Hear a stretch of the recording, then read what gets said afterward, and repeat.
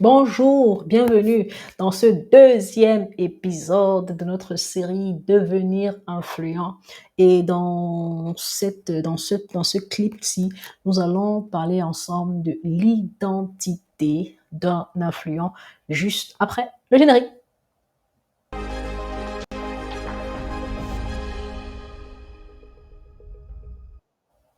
Alors, aujourd'hui, c'est un épisode spécial et vraiment important parce que nous allons entrer très clairement dans les profondeurs de ce livre, qui est notre livre de chevet, les 12 portes d'influence pour transformer une nation, écrit par mon père, le prophète, homme de Dieu pour les nations, l'apôtre Mohamed Sanogo. Et aujourd'hui, j'ai un thème assez spécial qu'on va pouvoir développer, qui est l'identité d'un influent.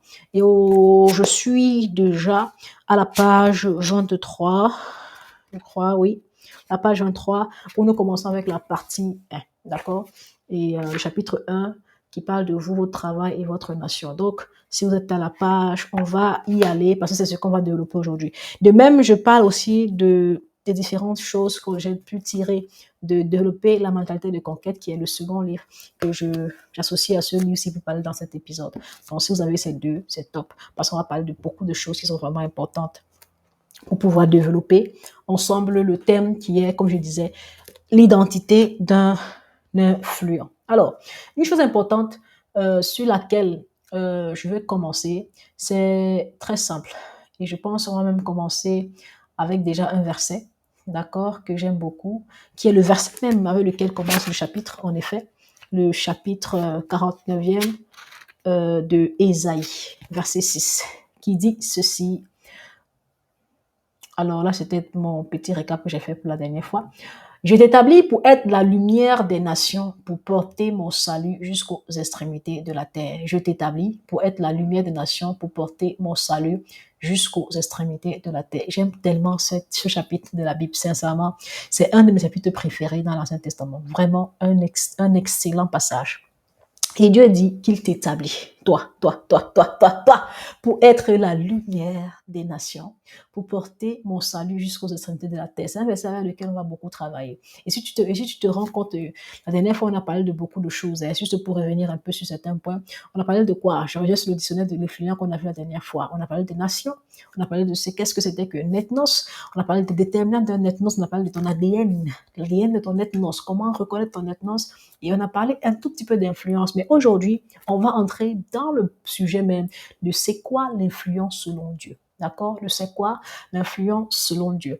Et une des choses vraiment importantes par laquelle on commence, c'est cette parole que Dieu nous donne, qui dit, je t'établis, il établit, il t'a fait, il a pris des dispositions et il t'a établi, il t'a positionné, il t'a nommé et il te dit que tu es la lumière des nations. Il dit que tu vas illuminer, que tu vas briller, que tu seras élevé, parce que pour briller, il faut que tu sois élevé. Et il dit, pour porter mon salut jusqu'aux extrémités de la terre. Et ça a un but. C'est pas pour rien qu'il le fait, parce qu'il y a un but, il y a une mission que tu dois porter sur tes épaules. Et c'est quoi? Le salut jusqu'aux extrémités de la terre. Le salut de qui? Le salut de Dieu. Donc, généralement, quand tu es un peu, j'ai pas envie de dire dubitatif, je sais pas trop comment va ta vie et tout. Va lire Isaïe chapitre 49 verset 6 et vois ce que Dieu dit de toi, pourquoi il t'a créé, etc. Et après, dans ce verset, en même temps, je veux pouvoir parler avec toi de certaines choses vraiment très, très, très importantes. Et on va passer, je pense déjà, au second slide où je te donne cette citation qui est justement au début même de la partie 1 qu'on va voir. Partie 1, pardon, on va voir. Influencer les nations, c'est accomplir votre mission sur la terre. Ça, c'est une citation très importante de la page 23 qui nous amène donc à ce que nous sommes en train de traiter ici en ce moment. Influencer les nations, ça veut dire quoi? Ça signifie quoi? Parce que tu vois, il faut que tu comprennes ce que ça signifie être influent. Ce que ça signifie l'influence. Ce n'est pas être influenceur. Parce que si vous remarquez bien aujourd'hui, bon, pas aujourd'hui, avant, il y a quelques années, quand je demandais à un enfant de 15, 20 ans, qu'est-ce que tu fais dans la vie? Il dit, hey, je veux être ingénieur, je veux être médecin, je veux être astronaute. Ingénieur, médecin, astronaute. Maintenant, aujourd'hui, quand je demande à quelqu'un, qu'est-ce que tu fais dans la vie? Il dit, je suis influenceur. Première chose, influenceur. Mais qu'est-ce que c'est qu'un influenceur? Pourquoi? Parce que quand tu regardes certaines personnes sur les réseaux sociaux, sur Facebook et sur TikTok, ils voient des personnes qui vivent dans un certain style de vie, qui ont un certain style de vie, comme je disais, des abonnés, une notoriété, de l'argent. Ils se disent, c'est ça le but, c'est ça la réalité que je veux avoir, c'est ça mon objectif. Et si c'était pas la bonne vision des choses, être influent, devenir un influent, pas un influenceur, c'est accomplir sa mission sur la terre. Maintenant, je ne vais pas dire que leurs aspirations sont mauvaises, mais je vais dire, et si on redirigeait? D'accord? Et si on essayait de rediriger? Dieu veut que tu sois influent. Dieu veut que tu aies une vie qui parle, qui touche, qui transforme, qui bénisse des personnes. Dieu veut que, excuse-moi, que ta vie apporte quelque chose de plus à des personnes. Dieu veut t'amener à avoir un impact. Et pas seulement un impact, mais un impact positif. Parce que ces personnes-là, sur les réseaux sociaux, ils ont un impact. Ils ont bien entendu un impact. Ils influencent des personnes à faire des choses. Mais est-ce que leur impact dure sur le temps? Est-ce que leur impact est positif? C'est une question qu'il faut se poser et que tu dois te poser pour toi-même. Si c'était ton objectif aussi. Nous devons tous chercher à devenir des influents. Et quand je parle d'influents ici, dans le livre, c'est ce que le pasteur explique. L'influence, quand on parle d'influence, il s'agit de comment est-ce que ta vie va transformer d'autres personnes. Comment est-ce que ta vie va apporter une plus-value à d'autres personnes. Comment est-ce que ta vie va impacter d'autres personnes. Parce que regarde, je vais t'emmener dans Ésaïe chapitre 60, verset 2, qui sera mon deuxième verset de base aujourd'hui. Il dit, voici les ténèbres couvrent la terre et l'obscurité les peuples, mais sur toi sur toi se lève L'Éternel se lève, sur toi sa gloire apparaît. Des nations marchent à ta lumière et des rois à la clarté de tes rayons. C'est un verset très important pour comprendre ce que c'est que l'influence. C'est un verset vraiment, vraiment important. Il faut qu'on le décortique pas à pas. Il dit, voici les ténèbres couvrent la terre. Ça veut dire que voici un état de lieu. Il y a quelque chose qui se passe. Il y a un problème. Les ténèbres couvrent la terre. On est dans une situation très, très, très, très, très importante qu'il faut reconnaître. Les ténèbres couvrent la terre. Mais ce n'est pas seulement ça. Sur toi, l'Éternel se lève, sur toi, sa gloire apparaît. Alors, je suis en train de parler à tous ceux-là. La dernière fois, on a parlé de ceux qui ont une petite crise identitaire, qui se demandent, mais quel est le but de ma vie? À quoi je sers? Qu'est-ce que je suis venu faire sur cette terre? Pourquoi je suis... Ce sont des questions que moi aussi, je me posais. C'est une question que moi aussi je me posais, mais tu vois, la réponse est déjà là, dans la parole. Dieu dit, je t'ai créé afin que toi, tu puisses briller pour certaines personnes, briller sur cette terre. Il y a un problème, c'est que les ténèbres couvrent la terre. Tu dis, ah, pourquoi Dieu m'a créé? Les ténèbres couvrent la terre. Ah, pourquoi je suis dans cette génération? Les ténèbres couvrent la terre. Pourquoi dans cette nation ou même cette famille? Les ténèbres couvrent la terre. Quel est le sens de ma vie? Les ténèbres couvrent la terre. Et Dieu t'a amené, pourquoi? Afin que sur toi sa gloire apparaît, que des nations marchent à ta lumière. Il dit, les ténèbres couvrent la terre et toi, à ta lumière, des nations doivent marcher. À ta lumière, des nations doivent marcher. Des rois à la clarté de tes rayons. Tu es né pour briller. Tu es né pour briller. Et c'est ici qu'on va voir ensemble quelle est l'identité d'un influent. Donc, il faut déjà arrêter avec ça. Je ne sais pas ce qu'est l'appel de ma vie. Je ne sais pas de ce que je fais de ma vie. Oh Seigneur, je ne sais pas, je suis perdu. Tu n'es pas perdu. Tu n'es pas perdu. Il faut arrêter ça. Dieu t'a créé avec un but. Donc, si tu as des problèmes de doute, tu ne sais pas trop ce que tu as fait, va lire Ésaïe 60, verset 2 et 3. Va lire Ésaïe 49, verset 6b. Dieu t'a créé pour briller, pour être élevé, pour être un influent. Et un influent, voici son travail. Sur lui, l'Éternel se lève, sa gloire apparaît sur lui, des nations marchent à sa lumière et des rois à la clarté de ses rayons. C'est ça un influent. Donc, la première chose que je vais te dire, que je vais te donner comme importance, ou bien la première chose que je veux pouvoir expliquer, c'est que cette génération-ci là, cette génération dans laquelle nous sommes, souffre d'une crise identitaire énorme en ce moment.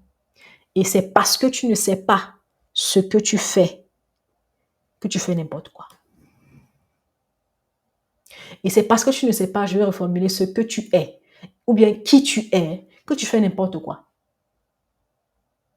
Tout le monde en ce moment se demande, c'est pour ça que tu vas voir des gens qui ne savent pas ce qu'ils sont, ils se mélangent avec d'autres personnes, ils disent non, plus je ne suis pas d'ici, je suis plus de là-bas, et ça fait un désordre total. Mais la parole dit qu'il il t'a créé pour que tu brilles, pour que tu puisses être élevé et que des nations marchent à ta lumière. Quand tu comprends ça, tu arrêtes d'être bizarre. Tu arrêtes de faire n'importe quoi. Tu comprends que ta vie doit compter. Tu comprends que ta vie a un but. Tu comprends que tu n'es pas n'importe qui. Et quand tu sais que tu n'es pas n'importe qui, tu te comportes différemment, tu penses différemment. Il faut que ce soit intégré en toi, en fait, dans ton caractère, dans ton âme, que je ne suis pas n'importe qui. Dieu m'a créé avec un but. Je vais quelque part. J'ai une mission à accomplir. Je ne suis pas là pour blaguer. Des rois vont marcher à mes rayons. Des nations entières vont marcher à ma lumière. Et quand tu sais ça, ça dit, tu te sens en fait différent en fait. Parce que c'est une vérité qu'il faut inculquer à ton âme. C'est quelque chose que tu dois avoir dans ton cœur, avec laquelle tu dois te lever tous les matins. Parce que c'est la vérité de Dieu pour ta vie. Tu es né pour être un influent. Alors, quelle est l'identité d'un influent? C'est quoi quand on parle d'identité d'un influent? Qu'est-ce que ça veut dire? Ça, j'ai déjà la page 26, la page 27 aussi. Première chose, Dieu t'a choisi pour un but. Numéro 1, Dieu m'a choisi pour un but. C'est ce que je suis. Je suis né pour un but. Je suis le choix de Dieu pour quelque chose de précis. C'est ce que tu es. Tu n'es pas un hasard. Tu n'es pas venu par hasard. Peu importe les circonstances de ta conception, peu importe quel était ton passé, peu importe les souffrances que tu as vécues, tu es le choix de Dieu pour quelque chose de précis. La dernière fois, je t'ai dit que ce n'est pas parce que tu es né, que Dieu a créé un problème que tu devais résoudre. Non, c'est le contraire. Parce qu'il y a un problème. Les ténèbres couvrent la terre que Dieu t'a appelé ici afin de pouvoir venir briller. Afin de pouvoir venir briller. Tu es le choix de Dieu pour quelque chose. Dis avec moi, je suis le choix de Dieu pour quelque chose de précis. Répète encore, je suis le choix de Dieu pour quelque chose de précis. Et quand tu comprends ça, tu te rends compte que tu es important. Tu es très important. Ta vie est très importante. Ton existence est très importante. Tu vois, tu as une mission à accomplir. Je me rappelle un jour, j'ai entendu le Bishop Dag Heward Mills. Il expliquait quelque chose de très intéressant qui m'a plu. Il dit que il y a 2 miracles inégalables qu'il connaît. Le premier miracle, c'est que chaque être humain est unique. Il n'y a pas un homme sur les 7 milliards d'habitants sur la terre qui te ressemble. Même si vous êtes jumeaux, vous êtes différents. Tu es tellement unique. Dieu a créé en toi une création parfaite, excellente, unique. Il n'y a personne qui est comme toi, qui est tes doigts, qui est tes caractéristiques, qui est ton sang, qui est ton ADN, spécifiquement ton ADN, qui est tes yeux, qui est tes sourcils, qui est tes oreilles. Tu es excellent, parfait. Dieu t'a créé unique. Et tu es important. S'il a pris autant de temps pour te façonner, pour te faire, pour faire ce que tu es, c'est parce que tu es important. Tu es le choix de Dieu pour quelque chose de précis. Ensuite, le deuxième miracle, il a dit, c'était le miracle de la conversion. Quand quelqu'un donne sa vie à Jésus, c'est un miracle.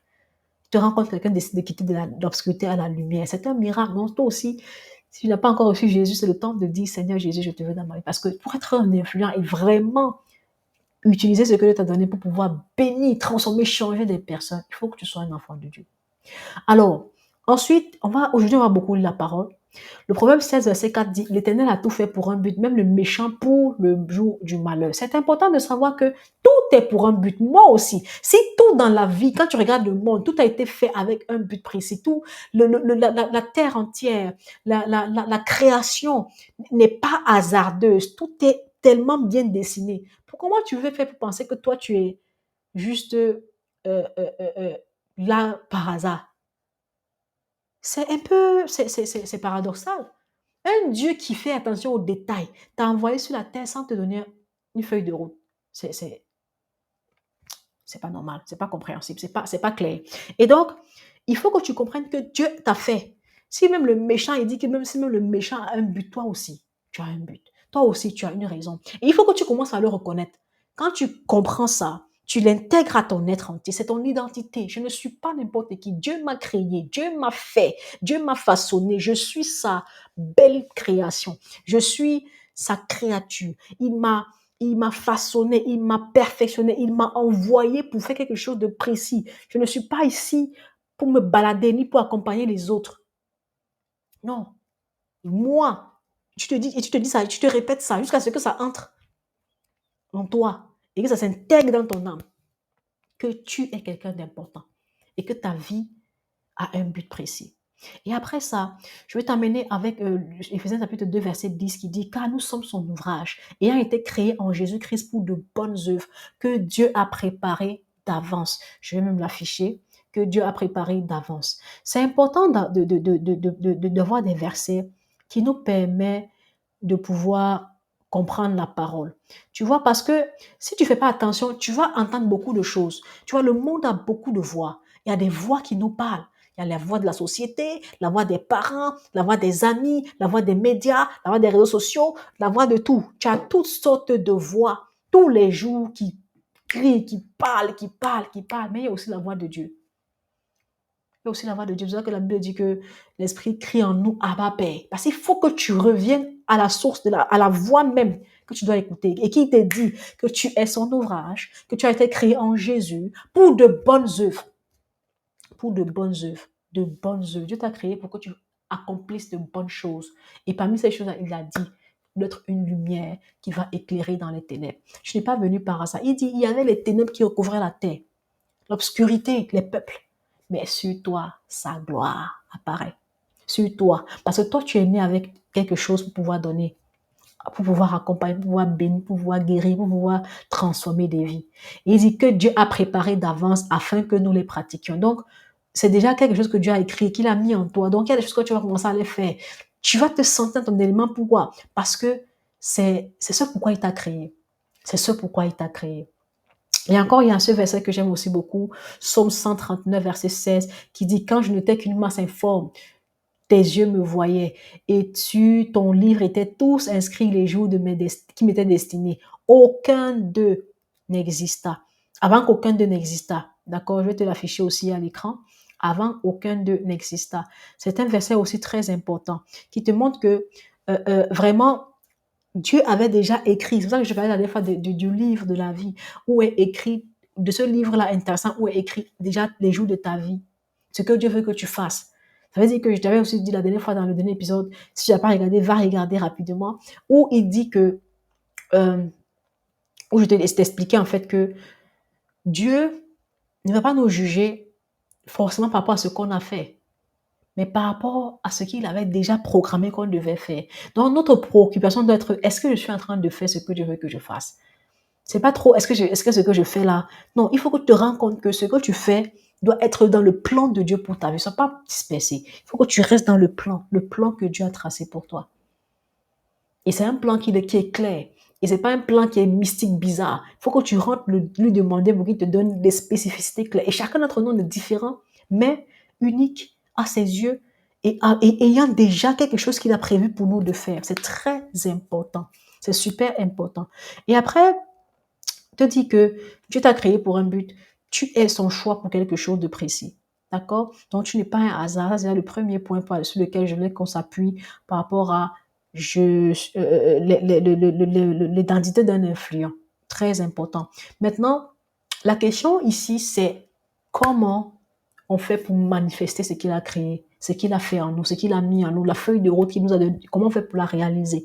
Comment on fait pour la réaliser? Qu'est-ce qui est dans cette feuille de route? Ça, c'est une question qu'il faut qu'on se pose.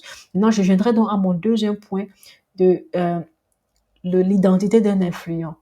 C'est que Dieu compte sur toi pour guérir ta nation. Dis avec moi, Dieu compte sur moi pour guérir ma nation. Ça, je l'ai vu d'abord même Seigneur dans la dernière de couverture, mais c'est aussi dans l'introduction. Page 21. Dieu compte sur vous pour guérir votre nation. Page 21. Très important. Dieu compte sur toi pour guérir ta nation. Ça, c'est très important. Et si tu sais ça, c'est ton identité. Tu es né parce qu'il y a un problème. Il y a des ténèbres qui recouvrent la terre et Dieu compte sur toi pour guérir ta nation.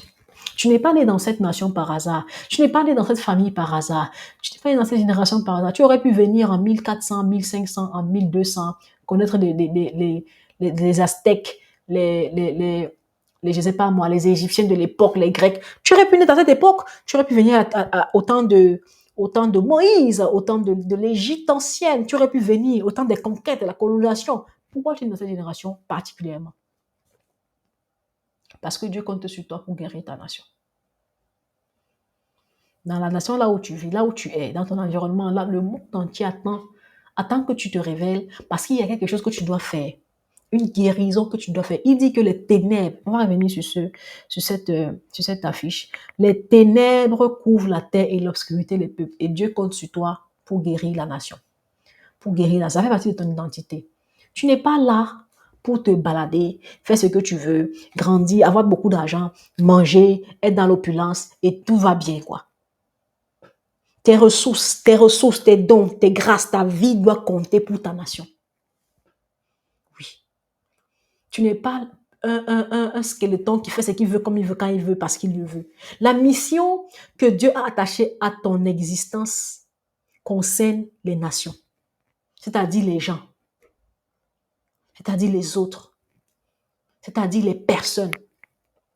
Dieu veut t'utiliser parce que les gens ont besoin d'être guéris, d'être transformés, d'être changés. Et c'est important que dès maintenant, tu t'en rendes compte. Parce qu'il y a beaucoup qui vivent sans comprendre cette bénédiction-là. Que je suis important pour ma nation. Et quand il parle de nation, il parle d'ethnos, pas forcément de la nation dans laquelle tu te trouves. Quand on a parlé, la dernière fois, on a parlé d'ethnos, qu'est-ce que c'est quoi un ethnos? C'est-à-dire, c'est un domaine d'activité, n'est-ce pas, où ton don, tes grâces, ton potentiel sera important, où va impacter, va transformer un grand nombre de personnes. Et c'est important que tu saches que c'est ce quoi Dieu a misé sur toi. Il t'a posé pour ça aussi. Et si tu ne le comprends pas, tu peux causer beaucoup de déficits. Parce que ce que tu es censé faire, c'est comme un édifice qu'on est en train de construire. Chacun a posé une pierre. Si ta pierre n'est pas là, tu nous poses des problèmes. Parce qu'on ne peut pas avancer. Et tu vas prendre quelqu'un d'autre pour venir faire ce que tu devais faire. Et ce n'est pas bon parce que tu as été créé pour ça. Il y a beaucoup ici dans le monde qui marchent dans les rues, mais qui sont en train de faire n'importe quoi. Et qui ne sont pas en train de faire le travail que Dieu a demandé qu'ils fassent. Et ça nous cause beaucoup de problèmes. Pourtant, si chacun est à son poste, en train de faire ce que Dieu veut qu'il fasse, il y a tellement de choses, tellement de problèmes, tellement de difficultés qu'on ne serait pas en train de vivre. Donc, il est temps de prendre conscience de cela. Il est temps de se lever. Il est temps de commencer à se positionner, à faire ce pourquoi on est né. Et si tu ne sais pas, crie à Dieu. Commence par ces versets que je t'ai donnés. Il va te parler. Il va t'expliquer. Il va te dire, je t'ai créé mon fils pour ça. Je t'ai créé ma fille pour ça. Et tu vas commencer à faire ce pourquoi il t'a créé. Parce que c'est important que tu fasses ça. C'est très important. Parce que, tu vois, il y a la vie de plusieurs personnes dépend de toi. Ça, c'est quelque chose qui est très important. Je répète, la vie de plusieurs personnes, leur salut, leur vie, leur épanouissement, leur grâce dépendent de toi. Des décisions que tu prends aujourd'hui, des choses que tu fais aujourd'hui. Ça veut dire qu'il y a des erreurs que tu commets qui nous portent préjudice, qui nous font mal, qui nous mettent en retard. Hein?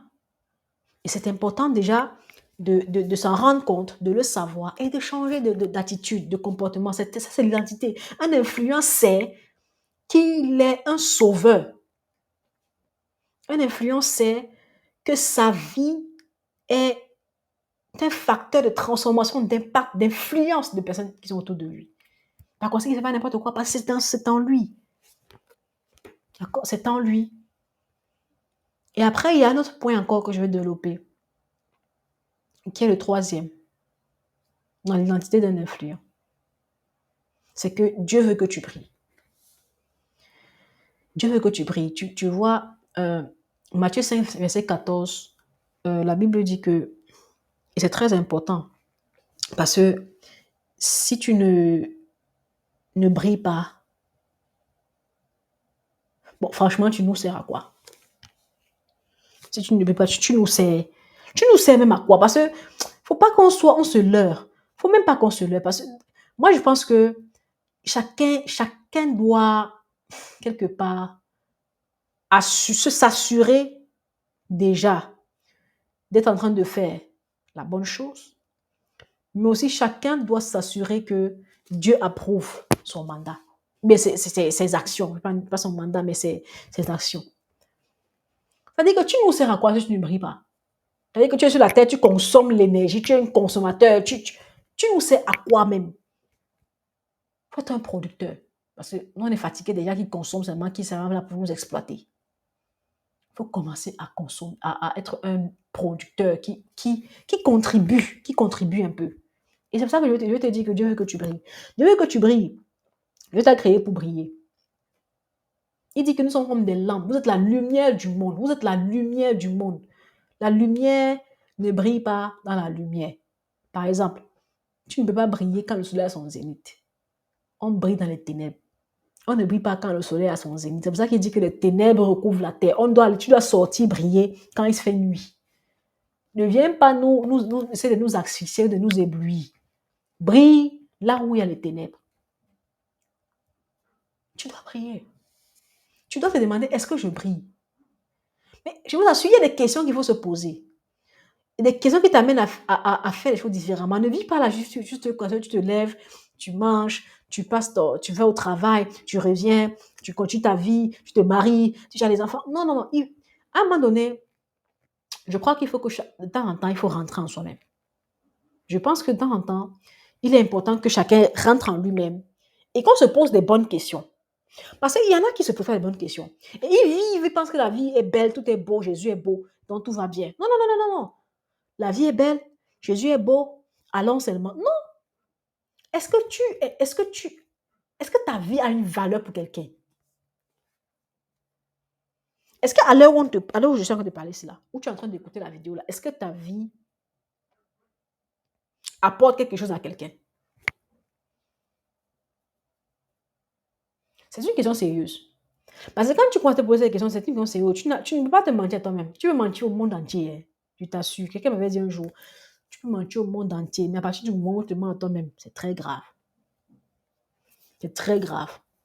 Dans ton intérieur, là, il faut savoir connaître quelle est la vérité sur toi-même. Est-ce que ta vie sert à quelque chose? Toi, ta vie profite à qui? On ne brille pas dans la lumière. On brille dans les ténèbres. Tu ne peux pas vouloir briller à 12 heures où le soleil est à son zénith. Tu dois briller dans la nuit. Et la nuit, là, c'est une métaphore. Il y a les problèmes. On a des problèmes sérieux. Et Dieu a mis en toi le potentiel pour nous sortir de ces problèmes.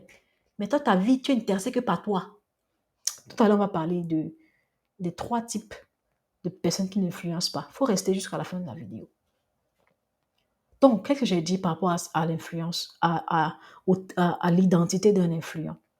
Un influent, j'ai dit première chose, il est le choix de Dieu. L'identité, c'est que je suis le choix de Dieu pour résoudre un problème. D'accord? Ensuite, il compte sur moi pour guérir ma nation. Et après ça, Dieu veut que je brille. C'est-à-dire, il m'a fait pour briller. Je suis une lampe. Je dois être allumée. Je dois être allumée. Je dois être allumée. Je dois être allumée. C'est-à-dire que ne sois pas inconscient du prix qu'il a fallu que Dieu paye pour t'envoyer ici. Et de ce que ça coûte de t'avoir ici. Parce que non seulement nous on paye, mais même Jésus aussi a payé. Donc, s'il te plaît, en anglais on dit regroupe-toi, mais c'est pas comment on dit ça en français. C'est pas regroupe-toi, mais c'est faut revenir à toi-même, faut te relever et commencer déjà à sciencer comment tu vas faire pour que toi et Dieu, quand vous allez vous rencontrer face à face, vous n'ayez pas de malentendus. Parce que je pense que le jour là, il y aura beaucoup de malentendus au ciel. Tu vas dire, non, Dieu, voici mes œuvres. J'ai fait ça, j'ai fait ci, j'ai fait ça. Il va te dire, moi, il t'a jamais envoyé là-bas. Moi, je t'ai envoyé ici. Tu allais faire ce que tu voulais. Je te promets. Mais tu vois, c'est pour ça que c'est important que tu lises ce livre. Parce que en lisant ce livre, tu vas comprendre qu'il y a des portes où les grâces qui sont en toi sont importantes, où Dieu t'a appelé, où Dieu t'a envoyé. Et tu seras de plus en plus constant. Je crois que il y a des révélations constantes dans ce livre. Et à chaque fois que tu vas lire, si tu la le relis encore, parce qu'il y a tellement de choses qui sont importantes. Et pense que c'est comme quand tu regardes une vidéo, quand tu vois là pour la première fois, ou bien quand tu lis pour la première fois, ce n'est que 10%, 10-15% que tu prends. La deuxième fois, c'est là que tu arrives à puiser un peu plus. D'accord? Donc, on va aller dans le récap de ce qu'on vient de dire par rapport à l'identité d'un influent. Alors, première chose, je suis le choix de Dieu pour accomplir une mission. Ensuite, Dieu compte sur moi pour guérir ma nation. Ensuite, Dieu veut que je prie. C'est important. Si tu te répètes, il faut que tu te répètes ça. Il faut que ça entre en toi et que quand tu fais quelque chose, n'importe quoi que tu fais, c'est par rapport à ça. Parce que à la fin de la journée, tu dois servir à quelque chose. Tu dois avoir un but et quelque chose qui te fait te lever, qui te pousse, qui t'amène à te battre, à transpirer pour Dieu. Et je crois que quelque part, c'est à cela même qu'est notre épanouissement. Tu ne peux pas être heureux tant que tu n'as pas. En fait, le véritable bonheur, la Bible dit qu'il y a plus de bonheur à donner qu'à recevoir. C'est-à-dire que si tu es quelqu'un qui est un consommateur, là, tu n'as pas connu le vrai bonheur. Le vrai bonheur, là, c'est quand tu donnes et tu vois le sourire de quelqu'un par rapport à ce que tu lui as donné. Et tu vois comment il est heureux. Donc, voilà un peu quelques points sur. C'est pas, je pense qu'il y en a plus, mais voilà quelques points sur quelle est l'identité d'un influent. Parce que quand on parle d'influent, on parle de comment est-ce qu'il fait pour bénir d'autres personnes. Et je t'ai dit, au départ, on avait cette citation qu'on a vue au départ, n'est-ce pas? Influencer, c'est accomplir votre mission sur la terre. C'est pas accomplir ta mission dans ta maison, mais sur la terre. C'est pas accomplir ta mission dans ta vie personnelle. C'est sur la terre. Ça veut dire que ça concerne les autres. Quand on a parlé de ethnos, on a vu que c'était des personnes autour de nous. Quand on parle d'influence, on parle des autres, on parle de toi. Parce qu'au final, je veux que tu comprennes, il ne s'agit pas de toi. Hein. Il n'a jamais été question de toi. Ceux-là qui aiment passer le temps à tourner autour de se voir, s'aimer soi-même, être eux-mêmes, toujours eux-mêmes, tout c'est pour moi, mon temps, mon, mi, maman. Ça, c'est un problème parce que l'influence, là, ça concerne les autres. Dieu t'a créé pour les autres. Il t'a envoyé parce qu'il avait un but, qu'il avait un problème. Et c'était ce problème qu'il fallait que tu résolves. Et tu seras tellement heureux quand tu vas commencer à non seulement à comprendre, mais aussi à faire ça. Alors maintenant, on va un peu aller en profondeur dans les types de personnes qui n'influencent pas. Ce sera juste après la pub. Merci de regarder cette vidéo. Si tu ne l'as pas encore fait, je t'invite à cliquer sur la cloche qui s'affiche juste en bas afin de pouvoir recevoir nos vidéos en exclusivité. Donc, abonne-toi, like et partage. Alors, je t'invite aussi à aller un peu plus en profondeur. Si tu veux, avec moi, lire ce livre, décortiquer ce livre, avoir tous les retours de lecture, les e-books, les exercices pratiques pour pouvoir toi-même découvrir tes portes d'influence et commencer dès aujourd'hui à être un influent. Je t'invite à intégrer le club des influents. C'est quoi ce club? C'est un endroit où tu auras des personnes qui sont comme toi, qui veulent apprendre, qui veulent grandir et qui sont déjà de certaines portes et qui veulent aller un tout petit plus loin, un peu plus en profondeur. Et dans ce club, tu auras un binôme, tu auras aussi des trinômes, des gens avec qui tu vas pouvoir t'aiguiser, te défier, aussi te challenger. Et comme la Bible dit, le fer aiguise le fer. Donc le frère aiguise le frère. Et ensemble, vous allez vous démarquer chacun à sa porte pour pouvoir grandir. Alors, pour le faire, tu cliques juste sur le lien qui est dans la description ou bien tu scannes le QR code qui s'affiche, je pense, juste là. Et ensuite, tu pourras même aussi parfois envoyer tes questions quand j'aurai des invités. Tu pourras leur poser des questions et ils y répondront personnellement. Donc, je te vois tout à l'heure de l'autre côté dans le club des influents. Ciao. Je pense que le club des influents, c'est pour tout le monde. Donc, maintenant, dans cette deuxième partie, nous allons parler des types de personnes qui n'influencent pas. Les types de personnes qui n'influencent pas. Et, euh, et ici, c'est vraiment important parce que, tu vois, ton identité en tant qu'influent doit être tellement inculquée en toi que tu ne dois pas être de cette personne-là. Tu ne dois pas faire partie de ces personnes-là. Vraiment, faudrait même pas que tu fasses partie de cette personne-là. Pourquoi? Parce que ce type de personne n'aide pas du tout. Et donc, allons voir ensemble quels sont ces types de personnes. Je pense on va lire quelques versets d'abord. On va lire quelques versets. Donc, premier verset, on va lire Matthieu 5, verset 18. Celui qui n'en avait reçu qu'un alla faire un creux dans la terre et cacha l'argent de son maître. C'est la parabole des talents où on a un qui a reçu 5 talents, un deuxième qui a reçu 2 talents et un troisième qui a reçu 1 talent. Je me souviens dans Matthieu 25. On a aussi la même histoire dans Luc chapitre 19. Mais j'ai préféré ici parce que tu vas voir un verset très important. Alors, ça continue, il dit, verset 24, celui qui n'en avait reçu qu'un s'approcha ensuite et il dit, Seigneur, Seigneur, je savais que tu es un homme dur, qui moissonne où tu n'as pas semé et qui amasse où tu n'as pas vanné. J'ai eu peur et je suis allé cacher ton talent dans la terre. Voici, prends ce qui est à toi. Alors, le verset 26. Son maître, pardon, je vais juste agrandir un peu.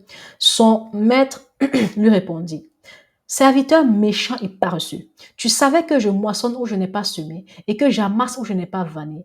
Il te fallait donc remettre mon argent au banquier et à mon retour, j'aurais retiré ce qui est à moi. La première façon de détecter, c'est ça. Le premier type de personnes qui n'influencent pas, c'est les personnes qui sont méchantes et paresseuses. Tu as reçu quelque chose d'important que Dieu t'a donné, des dons, des talents, un potentiel, une mission à accomplir, des objectifs, quelque chose que Dieu veut que tu fasses pour des nations entières. Mais ce que tu as fait, c'est quoi? Tu as pris, tu as enterré. Et tu ne fais rien avec. Et tu ne fais rien avec. Et Dieu dit, méchant et paresseux. Les personnes qui sont méchantes et paresseuses n'influencent pas. Qui partent enterrer leurs dons, qui partent enterrer leurs talents, qui partent les mettre dans le placard, dans les oubliettes, et qui vivent leur vie tranquille, sans problème, peinard. Dieu est bon, la vie est belle, Jésus est beau, tout va bien. Tout va pas bien. Celui qui a reçu un talent et qui l'a caché, c'est un égoïste. Quand tu es trop centré sur toi-même, c'est difficile pour toi d'être un influenceur. Bon, d'être un influent, pardon. Je n'ai pas dit ça tellement que ça m'a... D'être un influent. Et c'est difficile pour toi d'influencer d'autres personnes. Parce que ta vie est trop importante. Tu es trop centré. Tu ne vois que toi. L'influent, c'est quelqu'un qui voit les autres, pas lui-même, les autres. Comment il se sacrifie pour les autres, comment il se donne pour les autres, comment il va pour les autres, comment il travaille pour les autres, comment il paye le prix pour les autres. Ça, c'est un influent. Un influent paye le prix pour les autres. Un influent se lève pour les autres. Un influent prie pour les autres. Un influent travaille pour les autres. Un influent essaie de faire monter les gens, de les pousser, de les amener plus loin. Il n'est pas paresseux. Et pas pour lui-même, mais pour les autres. Pour les autres. Et tu vois, Matthieu 25 nous explique quelqu'un qui était tellement égoïste, tellement centré sur lui-même, tellement bizarre, une mentalité corrompue, bizarre, que pour lui, il fallait qu'il aille cacher son talent. Et regarde les raisons qu'il donne. Des raisons farfelues. Quand même il avait raison. C'est-à-dire vraiment prenant le cas même qu'il avait raison. Le maître lui dit, tu aurais même pu mettre mon argent à la banque pour que ça fructifie. C'est-à-dire qu'il n'a aucune idée il n'a même pas de plan en fait de faire quelque chose pour du fruit. C'est quelqu'un qui a décidé de faire mourir tout. Pas son attitude, pas ses paroles, pas son travail. Il faut que tu aies un plan de développement de comment aider d'autres personnes. Tu es dans l'église, tu n'évangélises pas. Tu es dans l'église, tu ne prêches pas l'évangile à d'autres personnes. Tu es dans un boulot depuis 5 ans. On ne sait même pas que tu es chrétien. Tu n'as jamais dit à quelqu'un qui vient à l'église. Dieu t'aime. Change de vie. Ta vie est précieuse. Donne ta vie à Jésus. Jamais.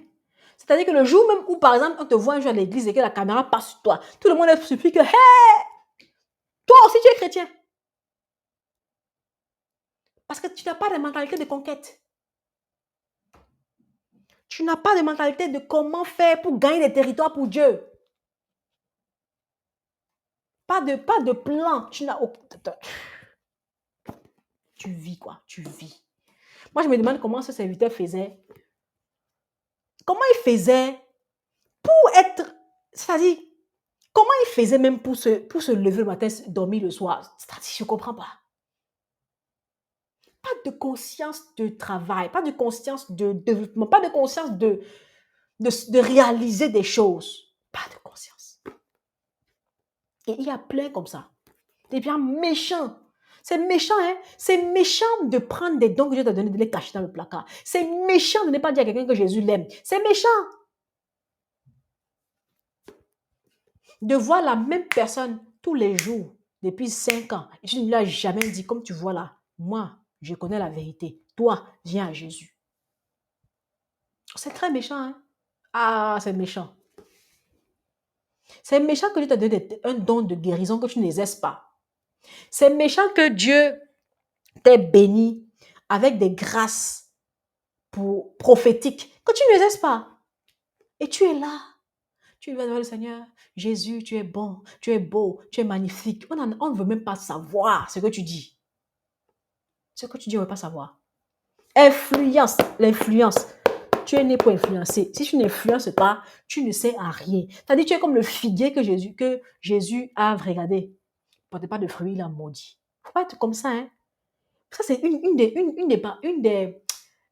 histoires de Jésus que je n'aime. Quand je regarde, je dis, Seigneur, ça ne t'a pas m'arriver. Qu'il passe, il voit un figuier. Il avait même des raisons de ne pas être fructueux, de ne pas être fructueux. C'est-à-dire, il a même des raisons de ne pas donner de fruits à cette époque-là. Ce n'était pas la saison. Il avait des raisons. Mais ça dit qu'à temps comme à contre-temps, tu dois porter ton fruit. À temps comme à contre-temps, tu dois être productif. À temps comme à contre-temps, tu dois donner quelque chose à Dieu. L'influence, là, c'est une histoire de... C'est tellement important. Je ne sais pas, je prie que tu comprennes ce que je suis en train de dire. Et que tu ne sois pas taxé de serviteur méchant et paresseux. Que tu ne sois pas taxé de serviteur méchant et paresseux. Et tu vas voir dans Luc 19, verset 17, il a dit au premier serviteur, celui qui a fait 5 et qui a multiplié, il dit, c'est bien, bon et fidèle serviteur. Bon et fidèle serviteur. Il dit, parce que tu as été fidèle en peu de choses, reçois le gouvernement de 10 villes. Reçois le gouvernement de 10 villes. C'est-à-dire, reçois 10 nations. 10 nations, reçois 10 nations. Je vais afficher le verset là, parce que je ne l'ai pas dans mes slides. Il dit, reçois le gouvernement de 10 villes. Les villes là, c'est qui? Les nations. Dieu veut te donner un gouvernement de nations.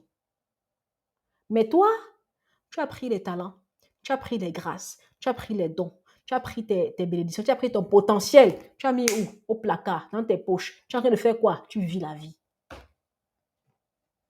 Tu vis la vie.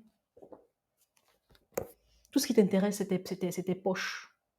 C'est ta vie, ta famille. Tu manges bien, tu dors bien, tu as une belle maison, tu as une belle voiture. Tout va bien. Jésus est beau, la vie est belle, tout va bien. Chez mon mignon. Parfois même, il faut faire un check-up de ta vie. C'est-à-dire, même, je ne sais pas à quoi c'est les fins d'année même. Voilà, moi, je pense que on est les plus hypocrites sur la terre. Nous-mêmes, les chrétiens, là, on est les plus hypocrites sur la terre. C'est-à-dire qu'on passe nos temps, après la fin d'année, on va dire, ah Seigneur, l'année prochaine, là, il faut me multiplier, il faut m'augmenter. Pourquoi faire? Pour faire quoi? Pourquoi Dieu va t'augmenter même d'abord? Il va t'augmenter pourquoi? Tu veux plus d'argent, tu veux plus de bénédictions, tu veux plus de grâce. Qu'est-ce que tu fais avec tout ça? Tu n'as aidé personne. Est-ce que tu pries pour tes voisins pour qu'ils donnent leur vie à Jésus? Est-ce que tu jeûnes pour eux? Est-ce que tu jeûnes pour eux? Est-ce que tu as un plan d'évaluation de ton quartier? Est-ce que quand toi tu restes là, est-ce que tu as une pensée que ta famille doit te sauver? Égoïste. Égoïste. On vit pour nous. Nous. Maman. Comme pasteur Ivan dit, l'apôtre Ivan dit, le moitrimonisme. On est des moitrimoneurs. Que Dieu nous aide. Hein. Que Dieu nous aide. Nous aide. Dieu a créé, regarde, Dieu a créé la terre. Dieu a créé la terre. Et nous, ses enfants aussi. De même qu'il a placé Adam dans le jardin pour cultiver le jardin. Dieu nous a aussi mis sur la terre là pour prendre soin des gens. C'est ça. Oui, c'est ça. Et c'est très important de le savoir. C'est très important de le comprendre. Et il faut que tu le comprennes. C'est maintenant. Tu dois le comprendre maintenant. Et je sais que parfois même, ça peut être compliqué. Parfois, ça peut être difficile. Tu dis non, j'ai ci, j'ai ça, j'ai telle situation. On s'en fout même de ça. Tu dois accomplir ta destinée. Tu as accompli ta destinée. Alors, ensuite, le deuxième, c'est que les personnes confuses ou qui ignorent leur appel à influencer. Ça, c'est le deuxième type de personne qui n'influence pas. Deuxième type. Je vais lire Marc 10, verset 17. Marc 10, verset 17 dit, Jésus se mettait en chemin. Comme Jésus se mettait en chemin, un homme accourut et se jetant à genoux devant lui, lui dit, bon maître, lui demanda-t-il, que dois-je faire pour hériter la vie éternelle? Jésus lui dit, pourquoi m'appelles-tu bon maître? Il n'y a de bon que Dieu seul. Ensuite, il dit, tu connais les commandements. Tu ne commettras pas d'adultère, tu ne tueras point, tu ne déroberas point, tu ne diras point de faux témoignages, tu ne feras tort à personne, honore ton père et ta mère. Est-ce que vous avez remarqué ici là que Jésus n'a cité que les 6 derniers commandements? Il n'a pas cité les 4 premiers. Je reviens dessus tout de suite. Après, verset 21, Jésus l'ayant regardé, regarde bien, j'aime beaucoup cette partie. Jésus l'ayant regardé, l'aima. Il l'aima, parce qu'il était sincère. Il l'aima et lui dit, il te manque une chose, va, vends tout ce que tu as, donne-le aux pauvres et tu auras un trésor dans le ciel. Puis viens et suis-moi. Mais, affligé de cette parole, cet homme s'en alla tout triste, car il avait de grands biens. Car il avait de grands biens. Alors, qu'est-ce que ça signifie ici? Les personnes qui n'influencent pas, ce sont des personnes-là qui sont confuses. Il avait fait beaucoup de choses pour le Seigneur. Il dit qu'il a fait tous les commandements. Moi, je ne suis même pas sûre que j'ai fait la moitié. Il dit avec assurance, il dit avec assurance qu'il a déjà accompli les 6 premiers commandements, les 6 derniers commandements. C'est extraordinaire. J'ai tellement aimé cette parole. Je vous assure, cette parole est extraordinaire. C'est-à-dire, regarde, ce genre de personnes, regarde bien comment ils sont. Moi, je pense que c'est une personne confuse, qui a mis ses priorités autre part. Parce que Jésus lui dit, vends tout ce que tu as et donne-le aux pauvres. Remarque bien le verset précédent. Il a dit qu'il avait tout fait. Et si tu regardes bien, les 4 premiers commandements concernent Dieu, les 6 derniers concernent le prochain. C'est pour ça que Jésus-Christ a dit au final que la loi se résume en quoi? En ce que tu dois aimer Dieu plus que toute autre chose et aimer ton prochain comme toi-même. Donc, en fait, les 10 commandements se résument dans ces 2 choses-là. Tu aimes Dieu plus que tout et tu aimes ton prochain comme toi-même. C'est les 10 commandements. Les 4 premiers concernent Dieu, les 6 autres concernent le prochain. Et lui, il dit qu'il a déjà fait. C'est un gars qui est presque parfait. Il est vraiment, à ses yeux même, il est parfait. Mais il dit, qu'est-ce que je fais pour hériter le royaume de Dieu? Maintenant, Jésus lui dit quelque chose de très important. Il dit, va vendre tout ce que tu as. Va vendre tout ce que tu as donné à qui? À qui? Aux pauvres. Il n'a pas dit, il n'avait pas tué quelqu'un, il n'avait pas menti, il n'a pas volé. Donc, il avait fait quelque chose à 1, 2, 3 personnes de bien. Il se comportait bien. C'était une bonne personne. Mais Dieu dit, vends tout, donne aux pauvres. Vends tout, donne aux pauvres. Et là, voilà le problème de l'influence. C'est que c'est un plus grand nombre que tu dois toucher. C'est un plus grand nombre. Et il avait cette occasion de toucher le plus grand nombre. Il a dit, tu vois, regarde la parole, verset 22. Mais affligé de cette parole, c'est-à-dire que ça lui a fait mal. Il a eu mal. Pourquoi? Parce que son cœur était sur son argent. Son cœur était sur ses biens. Sa vie tournait autour de son trésor. Son trésor, là, c'était son argent. Et quand il voit que ça va lui être enlevé, le gars a eu tellement mal. Il est parti. Il n'a même pas répondu à Jésus, il est parti. Il n'a rien dit, il est parti. Avec la douleur dans le cœur, que donc je vais tout vendre, je vais tout donner. Pourquoi Jésus me fait ça? Oui, pourquoi Jésus te fait ça? Et c'est donc comme ça. Les personnes comme ça ont mis leur priorité dans leur argent. Ils ont mis leur cœur sur l'argent. Ils pensent faire la bonne chose, mais ce n'est pas suffisant. Tu as déjà fait beaucoup, mais ce n'est pas suffisant. Jésus te demande de faire un tout petit peu plus, d'aller en profondeur, de passer de l'autre bord, de passer à l'autre bord. Et pour ça, là, ça demande un peu plus que ce que tu fais déjà. Ça demande un peu plus. Un peu plus. Pour ce genre de personnes-là, ça veut dire que quand tu as un influent fait un peu plus. Un influent monte. Un influent ne fait pas ce que tout le monde fait. Un influent ne fait pas ce que la majorité fait. Un influent se démarque. Pourquoi? Parce qu'il va. Il fait un peu plus. Il fait un peu plus. Il fait un peu plus. Est-ce que toi, tu fais un peu plus? Tu dois faire un peu plus. Parce que si tu ne fais pas un peu plus, il y a quelque chose que tu vas manquer. Et Jésus lui a dit ça. Tu vois, Jésus l'a aimé. Jésus le regardait et l'aima. Ça dit que le gars était sincère. Il était vrai. Il dit, maître, j'ai déjà fait ça. Bon maître. J'ai déjà tout fait ça. Mais Jésus lui dit, fais un peu plus. Pousse un peu. Est-ce que tu peux pousser un peu? Est-ce que tu peux faire un peu plus que ça? Vends tout. Sacrifie tout. Donne tout.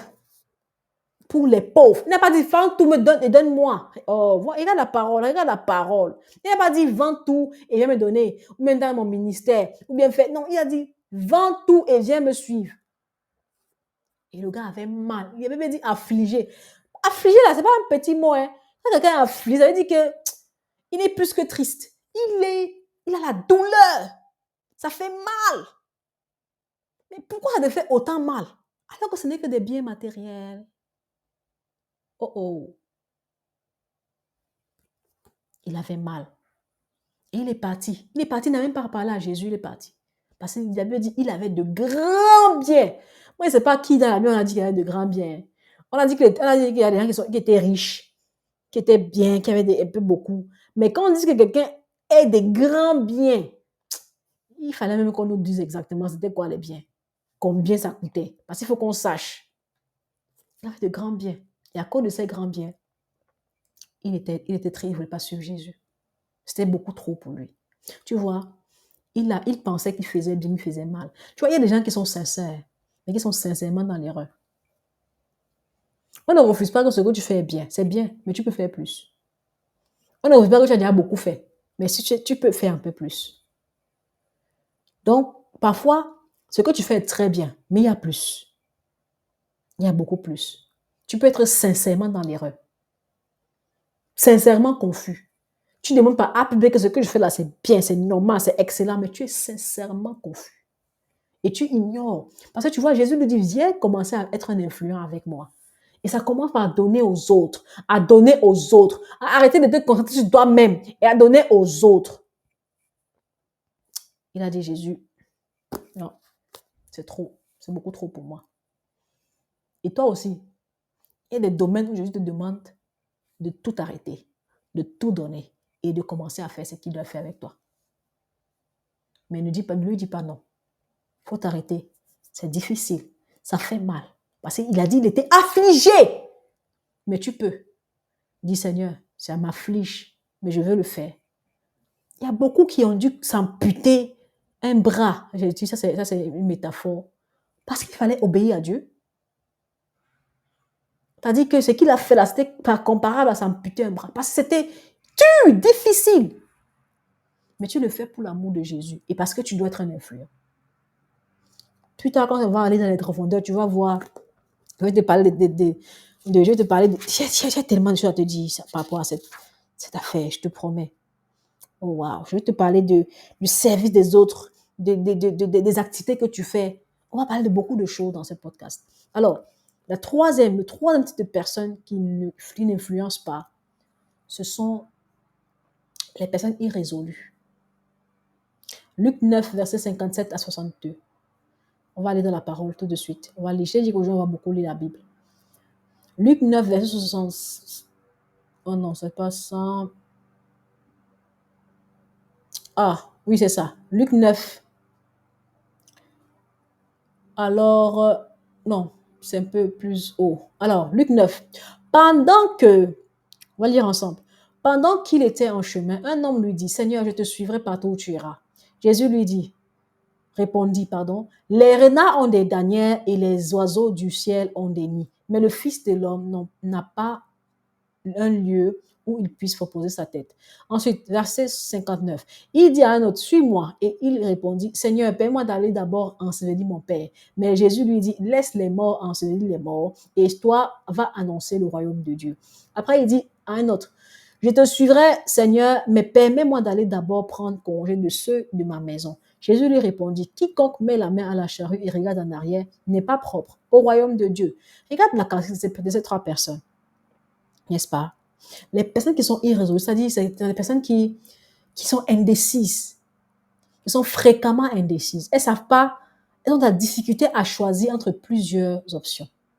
Les personnes irrésolues sont des personnes qui sont hésitantes, constamment hésitantes, c'est-à-dire que une tendance très grave à réfléchir longuement sans prendre de décision. Les personnes irrésolues sont des personnes qui ont beaucoup de manque de confiance en soi, en eux-mêmes. Et ce sont des personnes qui sont dépendantes des avis extérieurs. C'est des personnes irrésolues. Il faut toujours que quelqu'un lui dise, ah, est-ce qu'il faut qu'on aille ici? Oui, on va là-bas. Il part. Maintenant, l'autre dit, non, on reste ici. Il reste. C'est-à-dire, il ne sait pas ce qu'il veut. Les personnes irrésolues sont des personnes qui sont beaucoup dans la procrastination. Ils procrastinent beaucoup. Pour faire quelque chose là, ils lui demandent du temps. Les personnes aussi qui sont irrésolues sont des personnes qui ont des changements d'avis répétés. C'est-à-dire, ils vont un avis aujourd'hui, demain, c'est autre chose. Si j'étais convaincu aujourd'hui, demain, je reviens, je te dis aujourd'hui, tu es encore convaincu. C'est-à-dire, tu n'es pas, you don't stand your ground. Tu ne restes pas quelque part. Et ce sont des personnes qui sont inquiets face aux conséquences des choses. Donc, ils ont des regrets, peur de regretter, la crainte de faire de mauvais choix. Ils ont un manque de persévérance terrible. Vraiment, ces personnes-là, si tu es parmi là, tu ne vas pas être un influent. Je te dis déjà. En fait, ils ont une impression de passivité extraordinaire. C'est tellement, ces personnes-là sont extraordinaires. Moi, quand je les regarde, je dis, waouh! Tu vas au restaurant avec quelqu'un, la carte est là. La carte est là. La carte est là. Choisis ce que tu veux manger. Il va demander, dans ça, il y a quoi? Et il y a le sel. Est-ce qu'on a mis des légumes? Ici, là, il y a quoi? Est-ce qu'il y a ça? Est-ce que vous avez plus ça? Cette personne-là va te... Tu n'auras même plus faim, tu vas vouloir rentrer à la maison. Pourquoi? Parce qu'elle est indécise. Les personnes irrésolues sont tellement indécises. Et moi, c'est les personnes-là, sincèrement, moi, je suis en train de... C'est ma bataille. Quand tu es à côté de moi, que tu es comme ça, ouf, my God. Je suis comme ça, je dis, Seigneur, aide-moi. Seigneur, fais-moi grâce. Fais-moi grâce. Quand tu es irrésolu, tu ne peux pas être un influent. Un influent sait ce qu'il veut. Il sait ce qu'il veut. Il prend des décisions. Il décide, il fait, il avance. Il ne reste pas sur un sujet 10 heures. Faut arrêter ça. Vous nous perdez trop de temps. Trop de temps. Faut arrêter ça. Donc, les personnes indécises et irrésolues ne sont pas des personnes qui peuvent influencer. Il faut changer. Le caractère là peut changer. Tu demandes, Seigneur, aide-moi. Il va te changer. Il n'y a pas un caractère que Dieu ne peut pas changer. Tous les caractères, Dieu peut les changer. Ne dis pas que c'est bon comme ça. Je suis né comme ça. Non, prenez-moi comme ça. On ne te prend pas comme ça. On ne veut même pas te prendre comme ça. On refuse. Nous refusons, officiellement, nous refusons. Change. Demande la grâce de Dieu. Désire changer. Dis, Seigneur, aide-moi à changer. Et il va t'aider, tu vas changer. Mais qui t'a dit que tu devais rester comme ça? Pourquoi? Pourquoi? Tu es appelé à influencer des nations. Des nations. Et tu dois rester pour décider ce que tu vas manger au restaurant. Tu demandes 40 minutes. Bon, je reconnais que parfois, il faut chercher, il faut demander, faut qu'on t'explique ce qui est dedans tout autour. Mais il ne faut pas être aussi picky. En anglais, on dit picky. Vraiment. Donc, ce genre de personnes n'influencent pas. Et ces personnes-là, généralement, perdent beaucoup d'opportunités dans la vie. Énormément d'opportunités. Et n'influencent en rien. Donc, toi, tu veux influencer. Ne sois pas parmi ces personnes-là. Alors, je vais faire le récap de ces 3 personnes. Quelles sont les gens de personnes qui n'influencent pas? Les personnes qui sont méchantes et égoïstes. Les personnes qui sont confuses ou qui ignorent leur appel à influencer. Et surtout, les personnes qui sont irrésolues. Là, on a vu tous ces cas de figure. Donc, dans cette vidéo, on a vu beaucoup de choses. On a appris. Qu'est-ce qu'on a appris aujourd'hui? Qu'est-ce que tu as appris aujourd'hui? Récap avec moi. Ce qu'on a appris aujourd'hui. Et c'est très important que tu puisses faire le récap. On a vu l'identité d'un influent. On a dit qu'un influent, c'est quelqu'un qui a le choix de Dieu pour accomplir une mission. Dieu compte sur lui pour guérir sa nation et Dieu veut qu'il brille. Ensuite, on a vu c'était quoi les types de personnes qui n'influencent pas. Je pense qu'il y en a beaucoup plus, hein. Mais je t'ai donné juste 3 pour voir un peu. Si tu es parmi ces personnes-là, change. Décide de changer dès aujourd'hui. Dis que Seigneur, moi, je change. Je veux devenir un influent. Donc, change mon caractère. Transforme mon cœur. Modèle-moi. Façonne-moi que je commence à devenir un influent aujourd'hui même. Aujourd'hui. Aujourd'hui même. Et il va te changer. Dieu est fidèle. Dieu est fidèle. Dieu est fidèle. Il va te changer. Et tu vas commencer à devenir un influent. Tu vas commencer à faire ce qui est juste. Tu vas commencer à transformer la vie des gens. Tu vois, ma whole point, c'est-à-dire, c'est tout ce que je vais te donner, que je vais t'expliquer, que je veux que tu comprennes. C'est que Dieu t'a créé parce que tu es le choix de Dieu pour quelque chose. Et il ne faut pas que tu sois dans la vie en train de marcher dans cette terre-là, comme si tu étais n'importe qui et faire n'importe quoi parce que tu ne sais pas qui tu es. Et dès que tu fais ces choses, Dieu va te faire arriver dans des hauteurs, des sphères, des dimensions que tu n'imaginais même pas. Parce que tu es un influent. Et un influent, c'est quelqu'un qui est travailleur, qui n'est pas confus et qui est résolu. La prochaine fois, je pense qu'on va attaquer d'autres points. Je me dis qu'on va prendre aussi peut-être des exercices. Mais dans le prochain épisode, on va comprendre comment trouver la voie de sa destinée en aidant d'autres personnes. D'accord? Parce qu'on va parler de destinée, on va parler de dessein, le dessein de Dieu pour ta vie, c'est quoi? On va parler du but de ta vie, on va parler un peu de comment Dieu te voit aussi et ce que tu dois faire pratiquement. On va parler de façon pratique dans le prochain épisode de ce que tu dois faire de façon pratique pour commencer à influencer maintenant et aujourd'hui. Donc, je t'invite aussi dans la description, il y aura le réseau de ce que j'ai dit aujourd'hui pour que tu puisses télécharger, l'étudier, travailler, écrire et faire les exercices en fait. Et en plus, lis le livre. À chaque fois que j'ouvre le livre, j'ai une révélation différente. Je vois des choses différentes. Je sais pas, c'est vraiment extraordinaire. Il y a quelqu'un qui me disait aujourd'hui aussi, une sœur, que à chaque fois qu'elle ouvre le livre, c'est comme si elle voit quelque chose de différent. Et c'est vrai, c'est extraordinaire ce qui se passe dans ce livre-là. Et tu dois le lire pour toi-même, pour ta vie. C'est une pépite pour ta vie. Donc, va et commande le lien dans la description. Et le QR code est juste à côté là-bas. Quelque part ici. Je pense. Attends. Non, quelque part là. En tout cas, c'est là pour que tu puisses télécharger et pouvoir bien acheter chez toi et commencer à le lire dès aujourd'hui. Alors, si tu as été béni par cet épisode, tu likes, tu partages, tu t'abonnes et ensemble, on va devenir des influents. D'accord? Alors, le dico de la semaine, c'était quoi aujourd'hui? Qu'est-ce qu'on a vu dans le dico de la semaine? On a parlé de la nation, de ethnos, de déterminant d'un ethnos, un ADN de ton ethnos. Qu'est-ce que ça signifie influencer? L'identité d'un influent, le type de personne qui n'influence pas. C'est ce qu'on a vu aujourd'hui. Et le prochain épisode sera aussi bien. Et si tu as un avis, si tu as des commentaires, n'hésite pas dans le chat. Si tu as déjà lu le livre, je t'ai dit qu'aujourd'hui, j'ai travaillé sur ces 2 points, sur ces 2 livres-là. Tu peux toujours commenter dans le chat. On va en parler dans les commentaires. Et en attendant, découvre ton potentiel. Mais surtout, deviens un influent. S'il te plaît, deviens un influent. Que Dieu vous bénisse et que Dieu fasse de chacun d'entre nous des personnes qui influencent partout où elles sont. Amen. Bye bye. Chaque homme dans sa destinée a une posture, a une position d'influence. Certains d'entre vous sont appelés à bénir et influencer le quartier, le pays, les nations. Lorsque Dieu veut faire rentrer des projets sur la terre, il se sert des hommes. Il leur envoie des idées, il leur envoie des réponses. Il sème en eux de la parole, des idées, des inspirations. Et les hommes sur la terre enfantent les solutions, les bébés de Dieu. Donc tu as une piste d'atterrissage et tu as un point d'intérêt pour le royaume de Dieu.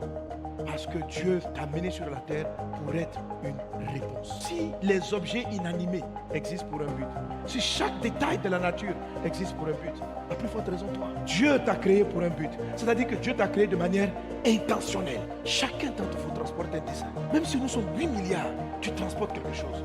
Même si tout semble te faire croire que tu n'as rien à apporter sur la terre, tu as quelque chose à apporter sur la terre. Tu es né peut-être dans des conditions difficiles ou faciles, peu importe, mais tu dois enfanter le but de ta vie. L'enfantement de la destinée, c'est la raison d'être d'une vie. C'est le trésor de ta vie. Quand tu n'es pas en train d'enfanter ta destinée, tu n'es pas épanoui.